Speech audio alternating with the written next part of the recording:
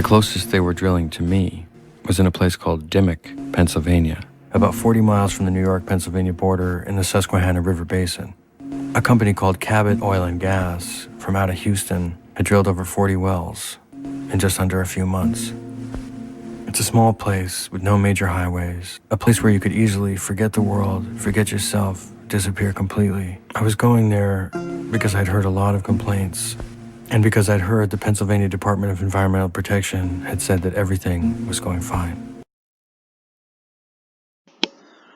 I need to hold up Mr. Fox on that remark right there.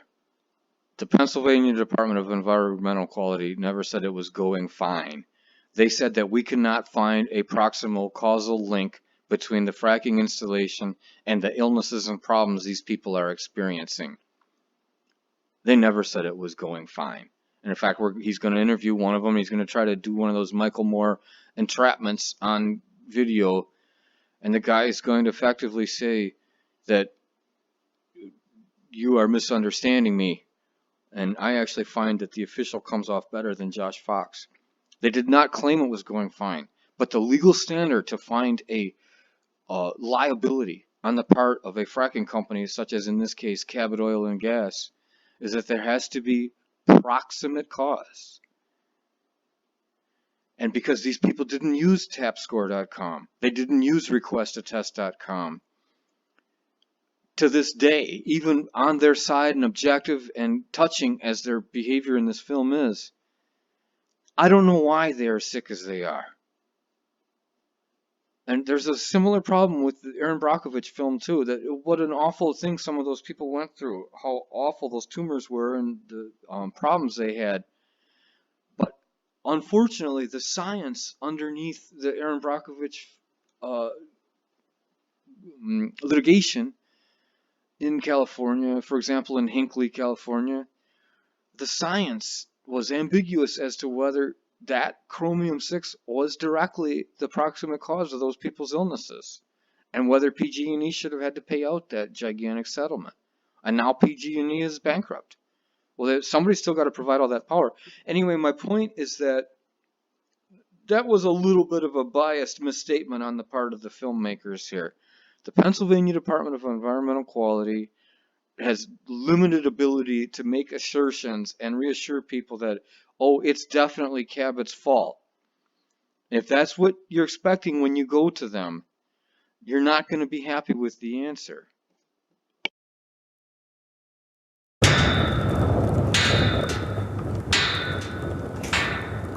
The story of Dimmock starts with a frantic series of distress calls from Pat Farnelli.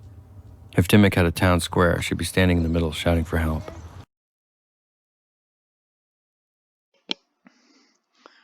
I'm sympathetic to this woman. There's definitely some problems going on in her life and in her water supply. We're going to take a look at a couple of them, and I'm going to try to make this as brief as possible. It's at least possible she's right. And she does say that we were not having these problems at all before Cabot Oil and Gas showed up with their fracking installation. But it's hard to prove. The law requires a more direct causal link than just saying we were fine before and now we've got these problems. I'm sorry, but I'm not a mass tort attorney. I'm not a class action liability attorney. I am, however, way more scientifically based than most attorneys because I'm an engineer and a scientist, and most attorneys aren't. I also have to, as part of my job, look at empirical data and information about what seems to be disparate events and try to draw some connection between them, particularly in areas like fluid chemistry and semiconductor chemistry, other kind of math-oriented fields. And we're not going to be able to say, just from the information in this film, that her problems and her family's problems are attributable to the fracking installation. It looks like they could be. I don't disagree with that. Again, I'm sympathetic to these people. But if you really want to pin somebody down, start using requestatest.com, start using mytapscore.com. Everywhere there's a gap in the trees, there's a well. There's like 10. Sometimes it bubbles and hisses when it comes out. So I highly recommend that you do. Drink it? I won't drink it. When Cabot and them came in to get the water and they were telling me it was okay to drink, I said, well, here, go ahead and drink it. And they wouldn't drink it. There were days when 4 kids were out of school sick. Everybody was sick, including me. We were all, our stomachs were really, really acting up, couldn't handle eating anything for over a month, right? And then Jean, next door, talked to me at church and said, did you notice anything funny about your water? Our well's gone bad. The Mays, they have bad water, and they've got a newborn in the house. My next trip was just up the road to Ron and Jean Carter. Okay, folks, again, that blonde lady you just saw named Pat, I refuse to even entertain the idea that that's a paid professional actor who's malingering on purpose in order to make Cabot Oil and Gas look bad and collect a settlement check. I refuse to accept that. I refuse to believe that. There is some harm being done to her. The problem is, who's doing the harm? What is the harm?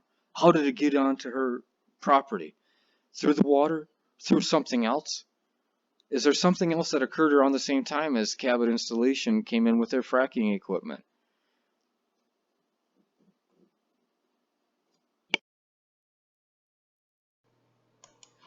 Thanks for watching. Let me know any other topics you want me to discuss. This YouTube channel is to help you. This is for information. I want to hear from you, and I want to know what things are on your mind.